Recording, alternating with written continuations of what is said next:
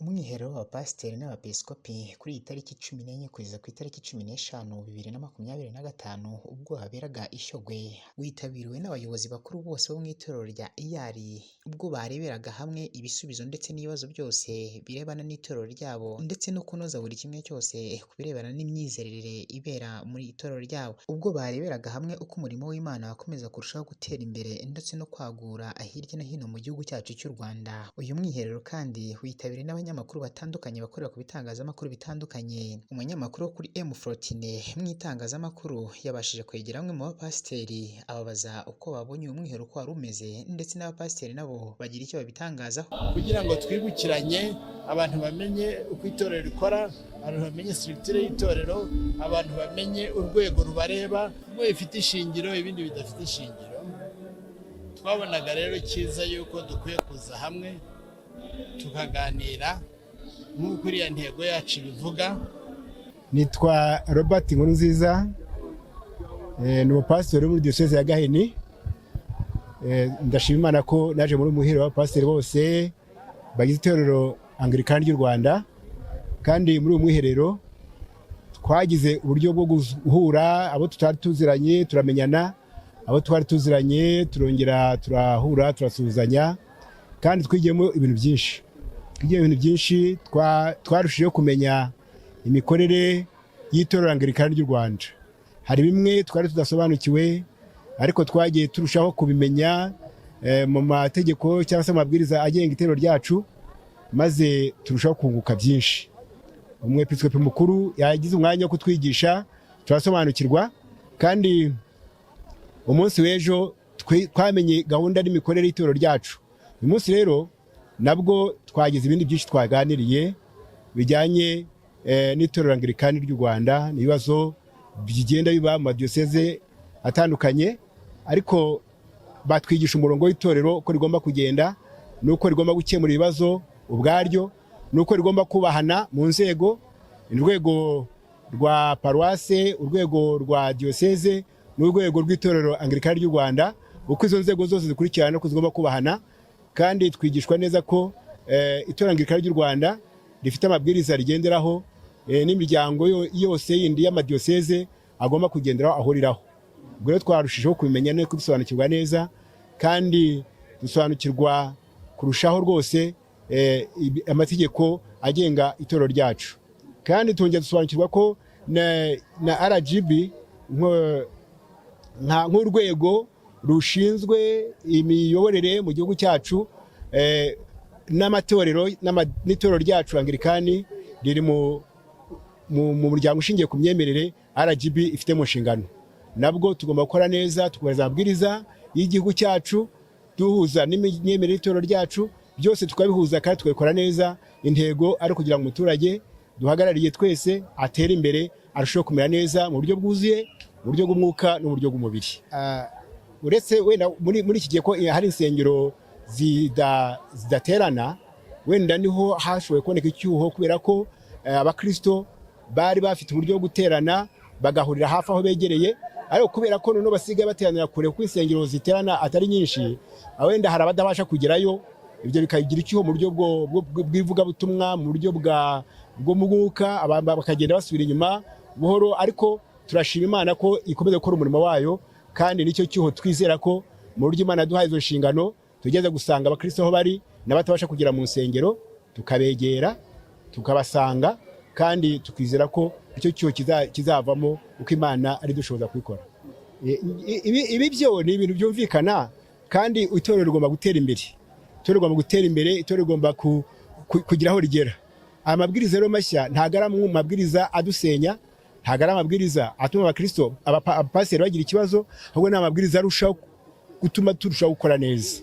Ari amabwiriza y'igihugu cyacu, ari amabwiriza y'itorero Anglikani ry'u Rwanda, byo turabihuza n'amabwiriza meza, ahubwo arushaho tugomba gusengera heza, ahantu hasobanutse, ahantu hujuje ibisabwa, kandi n'abayobozi b'amatorero bakaba basobanukiwe neza, babyigiye, bafite uburyo bwo kugira ngo itorero rirusheho gutera. Ahubwo itorero rirushaho gutera imbere gusumba uko byari bimeze. Tubana nabo kubera ko wenda turi mu nsengero cyangwa se dufite imirimo dukora mu nsengero, tubana nabo ko twakiriye agakiza. Ni ukuvuga ngo twakiriye agakiza aho twaba turi hose, kandi ntabwo ivuga ubutumwa rihagaze. nubwo aya mabwiriza azagira abantu benshi wenda yagira ingaruka ku rundi ruhande, bitewe n'uko wenda abantu bazateranira kure, bitewe n'uko abapasiteri wenda bazatakaza inshingano z'ibyo bakoraga, ariko twe tubona ari uburyo bwiza bwo kugira turushaho gukorera Imana, kandi n'uwaba atagifite paruwase yakorera Imana mu bundi buryo kandi agahesha Imana icyubahiro, ubwami bw'Imana bukubakwa, niko tubyibwira. Muri uyu mwiherero reka mbanze jyewe nshime, kuko ndi mu bapasitori bagiye batangirana uyu mwiherero kuva watangira. Shyogwe nenye, Ruhengeri n'ebyiri, Kabuga ni nk'inshuro 8. Hanyuma rero icyo umwihariko w'uyu nguyu, oya twari dusanzwe uyu mwiherero uriho. Mbere twarahuraga kugira ngo tuganire iby'umurimo, aho umurimo ugeze. Urabona twatangiye n'undi twatangirira n'Ishyogwe muri 1996. Twari tuvuye mu bihe bigoye bya jenoside, yari ivuyemo abapastori tutarahura. Twari duhuye rero ubwa mbere, urumva twariho dukemura ibibazo, kubaka itorero mu magambo make. Noneho ubu ngubu ntabwo navuga ngo ubu ngubu biriho kubwo ikibazo cyari kiriho, oya none twari dusanzwe duhura. Twari dusanzwe duhura tukaganira iby'umurimo, uko ukorwa, uko uzakorwa, ukabona barashyiramo n'imirimo yo mu gihe kiri imbere. Urumva rero ntabwo bihujwe n'uko ari iki kibazo yenda cyajemo ko cyari kiriho, ariko twari dusanzwe duhura. Umwihariko rero wa mbere, hajemo abapasitori benshi. Mbere twari bakeya, benshi pe, kandi ingeri zose. Icya kabiri cy'umwihariko, noneho twicaye twiga ingingo ku yindi, cyane cyane ku miterere. Ejo Archbishop yatuye n'imiterere n'itegeko rigenga Eglise Anglicane ry'u Rwanda. Icyo ni ikintu cy'umwihariko, kuko abapastori benshi ntabwo iki kintu bari bakizi, ariko cyabaye cyiza cyane ku bapastori kumenya amategeko atugenga, kumenya imikorere yacu, kumenya imikoranire. Cyabaye cyiza cyane rwose. Ndanashimira Archbishop kuba aricyo yari yatangiriyeho. Umva rero nkubwire, genda we ko natangiye 1994, 95 habaye icyo bita gutabara itorero. Nko muri diyoseze ya Kigali ntibarenga abapastori 10 cyangwa 12 w'amateka, n'uyu yarabizi. Urumva muri Shyogwe ahangaha niho bari benshi, ntibarengaga 8. Niba sinibuka icyo gihe rero jye narize, ariko icyo gihe barafataga kugira ngo batabare itorero. Ubwo rero sinavuga ko cyari icyuho, kuko nicyo gihe mbega, nicyo gihe aba bapasitori barobanuye icyo gihe bagashyiraho icyo gihe. Ndonda guha umumaro w'uyu munsi n'umumaro w'icyo gihe. Urumva ikibazo mwambaje ntibajijwe na mugenzi wanyu. Icyo gihe kwari uburyo bwo gutabara itorero byihuse, kuko ndabyibuka ako kanya muri diyoseze ya Kigali akaba ariho nkubwira, hahise harobanurwa abapasitori bagera kuri 12. Icyo gihe ntibarebaga amashuri, ahubwo barebaga umuhamagaro no gutabara vuba. Yego bari bavanzemo, bari bize, hari n'abandi bari baciye mu cyo twitaga inzandiko. Mwari uburyo rero bwo gutabara itorero kugira ngo rihaguruke, ridemare, rikore. Ubwo urumva rero niba muri iki gihe bareba rero kwiga birakwiye pe, kuko igihe turo twinjiramo, nshuti yanjye nkubwire, ntabwo ari cyagiye cyo kureba umupastori utarize. No. Oya, ahubwo kiriya kintu Archbishop yavuze n'abandi, kwigisha kishyirweho umwete. Umuco ntiwacika nanone, kuko umuco nucika itorero rifite igipande kimwe gitakaye. Yego nibabihuze bigende neza, umuco ubeho, no kwiga bibeho, no kubahiriza itegeko bigendane, kuko hatabaye umuco twatakaza ubukristo. oya ndakeka ko ntabwo guhagararira Rwanda mvuga ariko abadamu muri Anglikani bafite ijambo bafite ijambo, barize kandi bari bariga. Uzasimbukire Masaka uzareba umwari uriyo, uzasimbukire Butare uyu mugenzi wanyu dizaza abajyani Butare Pias uzasangamo abadamu. Eglise Anglikani agaciro k'umugore ntabwo ari no kuvuga ngo ni balance, no, bayobora amaparuwasi kimwe uko umugabo ayiyobora. Ubwo urumva rero harimo n'abakidikoni umbwiye nabakwerekamo hano. Ubwo urumva rero abagore iwacu n'abavuga butumwa bayoboye amaparuwasi n'abashumba. Singiye gukoresha ikinyarwanda ngo shireho bya bindi oya, umushumba umugore n'umushumba n'umugabo n'umushumba, agaciro rwose karahari kandi turakabahaye. Murakoze cyane. Murakoze. Amazina yanjye nitwa Berta Nyirasabimana, ndi umwe mu bapasiteri b'abadamu mu itorero rya Anglikani ry'u Rwanda, nkorera umurimo muri diyoseze ya Cyangugu. Ndi umwe mu bitabiriye umwiherero w'abapasitori ubahuza n'abepiskopi muri itorero ry'u Rwanda, amadiyoseze yose. Cyambere abanza gushima abawuteguye cyane cyane nyakubahwa Archbishop wadufashe guhura, kuko cyambere guhura kwacu ni imbaraga, izo mbaraga zigatuma dushobora gukomera cyane cyane muri kino gihe turimo kitoroshye cy'insengero zifunze, cy'igihe turimo mu gihe cyo kwibuka jenoside yakorewe abatutsi 94, muri iyi minsi 100 turimo dusuzanamo imbaraga yo duhuye. Ikindi kandi n'igihe tugezemo cy'impindura uburyo bwo kuyobora mu nzego za leta no kubazwa ibyo umuntu ashinzwe, mu by'ukuri duhana imbaraga. Umwihariko rero nkuyemo nkanjye ni uko twongeye kwibutswa neza yuko turi itorero rimwe, turi Anglikani y'u Rwanda, itorero rimwe ariko rifite ingo zitandukanye mu madiyoseze, kugira ngo turusheho gushyira mu bikorwa dushinzwe, ariko turi itorero rimwe. Icyo ni inkomezi twongeye kwibutswa. Ikindi kandi nongeye kwibuka yuko ari inshingano guhura, nk'uko dusomye mu ntego dufite mu Baheburayo igice cya 10 duhereye kuri murongo batwigishije cyane cyane 25. Guhura ni inshingano cyane cyane mu rukundo. Iyo duhuye dutana umwete dukuyemo no kugira ngo tujye kwibutsanya yuko turi abashumba kandi bisonga bikwiye kuba bitanga ibyo bikurikirana inshingano z'intama turagiye, cyane cyane tuzereka dukwiye gukora mu mucyo, mu rukundo ndetse n'ubufatanye. Murakoze. Abadamu nta mbogamizi dufite, kuko mu muhamagaro twiyumvamo, kandi turashimira itorero rya Anglikani ry'u Rwanda aho rigeze. Ubona imibare igenda yiyongera, abasenyeri babyumva n'abapasitori gukundisha abadamu gukora umurimo w'Imana ko nabo bashoboye, kuko tuyobora amaparuwase bikemera nk'abandi, dutanga raporo dusabwa bikemera nk'abandi, ndetse n'izindi nzego z'itorero tuzihagaramo bikemera kandi bikagenda neza.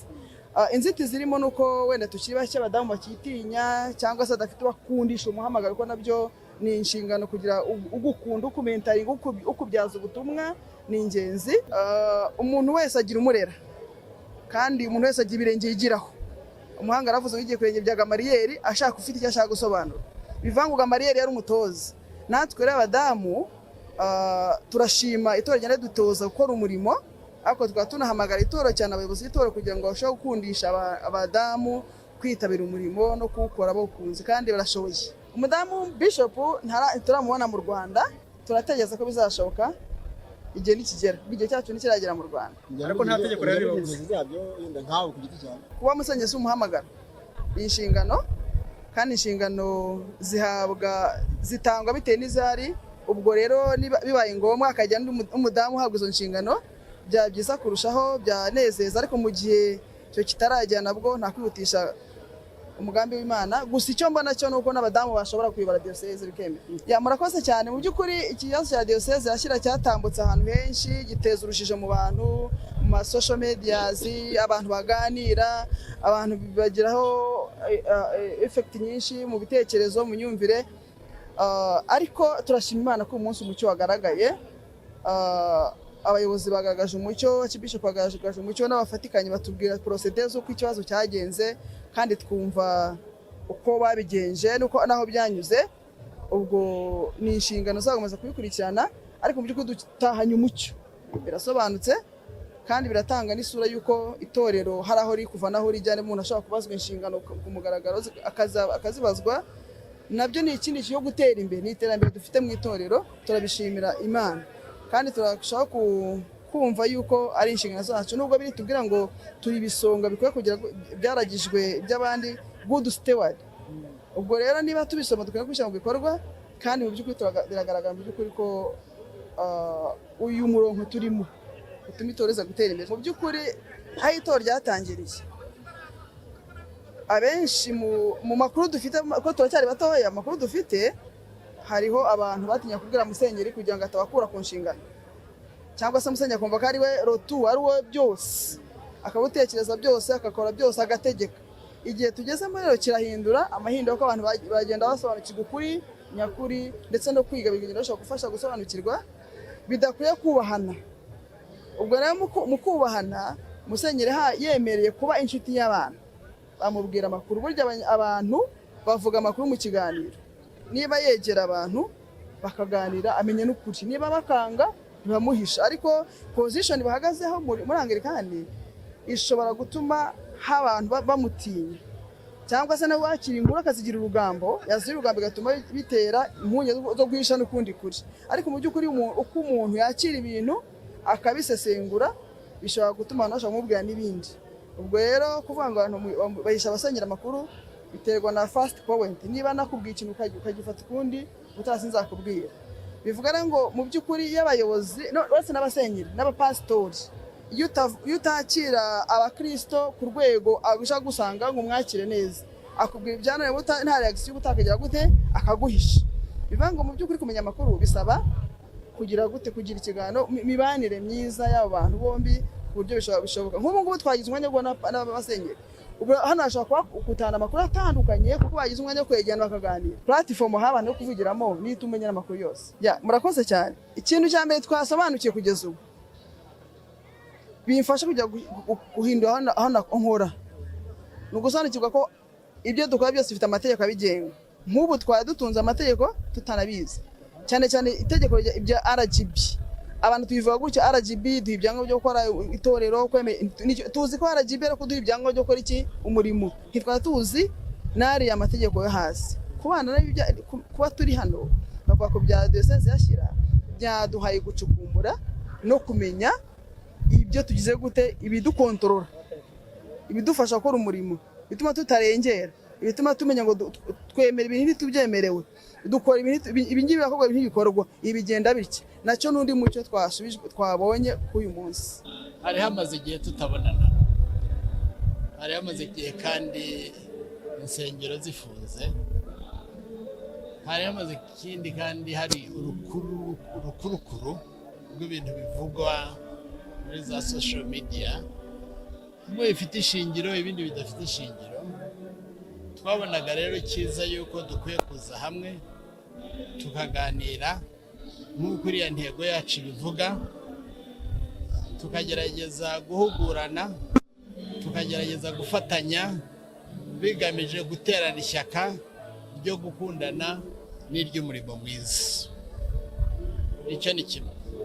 Icya kabiri cyari ukugira ngo dukomeze kubankuraja, ntibacike intege zo kuvuga ngo insengero zirafunze, ahubwo bamenye nubwo zifunze hari ibyo dukwiye gukora kugira ngo zifungurwe, kandi bakomeze bafite iyo morale, ariko ntumva ko bakwiye guteshuka ku nshingano bafite zo gukorera Imana, zo kuba bakurikira abakristo, zo kuba bababa hafi. Icyo nacyo twumvaga yuko ari ikintu gikomeye cyane, cyane cyane nyuma y'ifungwa ry'insengero. Tubona yuko byaba ngombwa yuko twegerana kugira ngo nanone twumve kumwe, nanone duhane uko gufatanya n'urwankurajanya. Ikindi cya gatatu cyari ukugira ngo twumve kimwe ku bibazo biriho bigenda bivugwa ku itorero Anglikani ry'u Rwanda. Hari aho babona yuko ibindi bintu byakozwe bigakorwa mu buryo butari bwo, nabyo tubahe urubuga, ufite ikibazo akibaze, ariko tugire kumva kumwe, tugire gufatanya, tugire kubaka, tugire ubwo bumwe bw'itorero bw'abakristo, tugire urwo rukundo, dukomeze kubaka umurimo w'Imana, ntiturangazwe n'ibyo tubona byose cyangwa ibyo twumva byose cyangwa n'ibyo dusoma muri za social media. Nta kibazo cyari kirimo, ngira ngo kenshi na kenshi iyo uri muri organisation cyangwa ukaba uri muri church nk'iki, hariho ibintu ukwiye kujya usubiramo kenshi kugira ngo abantu babyumve kandi babisobanukirwe. Ntabwo rero ari igitangaza kugira ngo tube twavuga ku bijyanye na structure cyangwa se structure ya organisation, kugira ngo tube twavuga kuri culture ya organisation, kugira ngo dushobore kuba twavuga kuri mission na vision ya organisation, kugira ngo tube twavugana kandi tuganire ku miyoborere n'imikoranire, cyane cyane iyo uvuga uti mfite abapastori barenga 700, munsi y'abapastori barenga 700 tugeramo ababwirizwa, tugeramo abakateshiste. Ubwo rero ntiwakwizera ko buri muntu wese asobanukiwe imikorere y'itorero. Ni byiza guhora tugaruka kuri icyo ngicyo rero, kugira ngo twibukiranye, abantu bamenye uko itorero rikora, abantu bamenye structure y'itorero, abantu bamenye urwego rubareba, abantu bamenye uwo bashobora kureba n'uwo bashobora kubaza, kandi twongere kwiyibutsa ku nshingano dufite, twongeye kwiyibutsa yuko izo nshingano hari abaziduhaye kandi dukwiye kubazwa inshingano, koko no gushishikariza abantu gukorera mu mucyo, muri transparency, ariko kandi no gushishikariza abantu guhagarara ku ndangagaciro z'ijambo ry'Imana. Ntabwo umuntu uwo ari we wese waba yafuzwe ku bw'amakosa kugira ngo yaba ari skandale kuri wese. Ntabwo ndi hejuru y'amategeko, ntabwo musenyeri ari hejuru y'amategeko. Rero habaye igituma umuyobozi uwo ari we wese, umusenyeri cyangwa se umupastori, hari amakosa amubayeho agafatwa n'ubutabera, ntabwo nibaza yuko ari skandale. Ni umuntu nk'abandi, abantu barakosa, abantu bagwa mu byaha, abantu bakora ibintu bidakwiye, igihe rero bimuguyeho gutyo, yego mu buryo bunini wakavuze uti uriya muntu ni umukozi w'Imana, yarakwiye rwose, yarakwiye kuba intungane, ariko se ni intungane.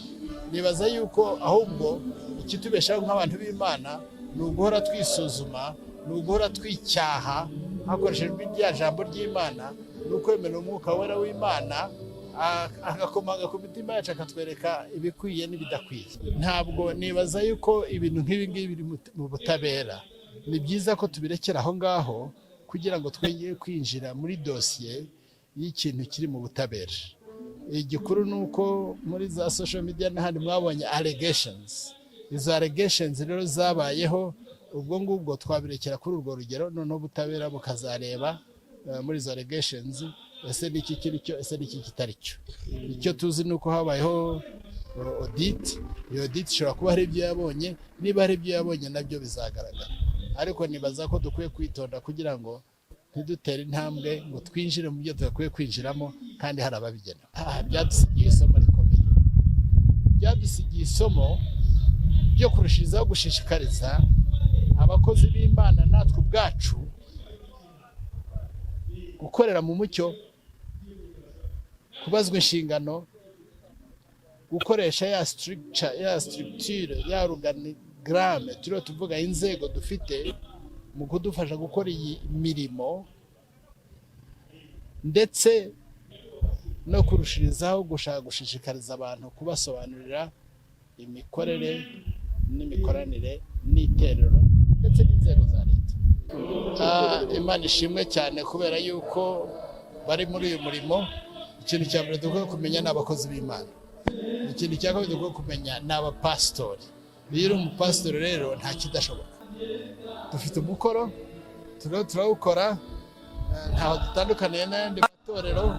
Icyo navuga ni uko ku rwego rw'itorero Anglikani turagerageza kwigisha, ariko dufite n'abapasitori benshi batize.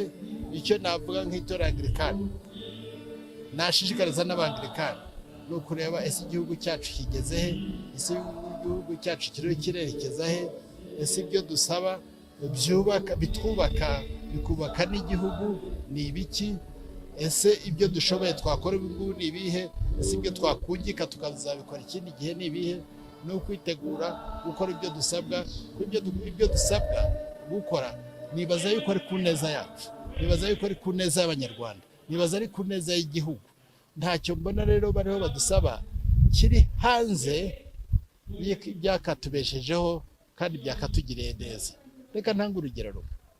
None se iyo batubwiye hera no ku murindankuba, ni umurindankuba niko tuwita, hera no ku murindankuba. Niba tuvuga ngo dushyireho umurindankuba ku rusengero, ni uko ari ikintu leta idushyize mu ijosi cyangwa ni ikiturinda twebwe ngo ejo inkuba itazadukubitira mu rusengero. Twari dukwiye kubireba byinshi, dukwiye kubireba mu buryo bw'uko ibyo bintu ari ibigamije ineza yacu, kandi ari ibigamije kubaka igihugu, kandi ari ibigamije kugira aho bidukura n'aho bitugeza. None se tuzavuga muri nyakatsi, yego hariho biraremereye, bimwe biratumenye ko dufite ubwo bushobozi, ariko aho dufite ubushobozi ndabona nta kintu navuga ngo iki kintu ntabwo cyakoreka, cyangwa se iki kintu ntabwo kibereye, cyangwa se iki kintu ntabwo kinyuze. Kuvuga ngo mugire amatuwarete iz'abagabo n'iz'abagore, icyo kintu ntabwo nabona yuko ari ikintu cyadutuma twidodomba cyangwa twidodombere leta cyangwa iki. Ubwanjye rero ibyo badusaba ni ku neza yacu. Ni koko dufite ubukene, yenda bituma tutabikorera rimwe, icyo gihe biradusaba kwitonda. Ni koko turifuza ko abakristo bajya hamwe bagasenga, kuko nabyo bifite uburyo byubaka igihugu, kandi uburyo tutabikozwa. Ubwo rero ni igihe cyo kureba tuve he tugere he, dukora iki, ryari, twihe gahunda imeze ite kugira ngo tubone neza abantu bacu. Icyo twakomeza kubwira abakristo ni ugukomeza gusenga no kwegereza Imana, ni ugukomeza gukurikira ijambo ry'Imana, ni ugukomeza kwiga ijambo ry'Imana, ni ugukomeza kumenya itorero ryabo, bakamenya n'imikorere n'imikoranire n'imiyoborere yaryo, bakareka kurangazwa n'ibivugwa hirya no hino. Niba ari n'ibiri mu butabera, bareka ubutabera bugakora icyo bugomba gukora. Cy'imibare yabize ntabwo naguha umubare ngo mvuge uyu mubare uyu n'uyu warize, ariko icyo nzi ni uko muri iyi minsi, muri iyi myaka igashize tumaze kwigisha abantu batari bake. Si ukuvuga yuko twigishije abahagije bashobora kujya mu nsengero dufite, oya, ariko umugambi wo kwigisha turawufite. Ni nacyo gituma twashinze ishuri hariya i Kabuga, tugashyiramo fakulite ya teoloji, yari igambiriye kugira ngo dushobore kwigisha abapasitori bacu, kugira ngo tubategure tugere no kuri ya ntego yo kugira benshi bize kandi bashobora kuyobora amaparuwasi yacu. Buri muntu wese arakura, ari abapasitori barakura, ari abakristo barakura, ari natwe turakura, ko dukorera ku ijambo ry'Imana, dukora kandi uko igihugu gitera imbere natwe niko dutera imbere. Ndibaza rero yuko dufite aho tuvuye n'aho tugeze. Iyo urebye muri 2018 ukareba igihe twazaga, ukareba uyu munsi aho tugeze, uzagendere amadiyoseze y'Abanglikane, uzagendere mu mujyi ku maparuwase yacu, uzagendere kuri Universite y'i Kabuga, uzagendere mu mashuri y'incuke dufite hirya no hino. Hama nawe uri umunyamakuru, utubwire iyo nkuru kubona imeze. Ndabona hari ikintu cyahindutse, ndabona hari aho tuvuye n'aho tugeze, ndetse nanabishimire ubuyobozi bwiza dufite. Iyo hataba uwo mutekano, niyo ubuyobozi bwiza, ntabwo tuba tugeze aho ngaho. Ariko icyo nakubwira cyo ni uko itorero Anglikani turagenda twigeza ku rugero rwo kwigira. Nuko navuga yuko no kuri headquarter yacu, aho twatangiye tudashobora kwigira, ubu tugeze ku rugero rwo kwigira.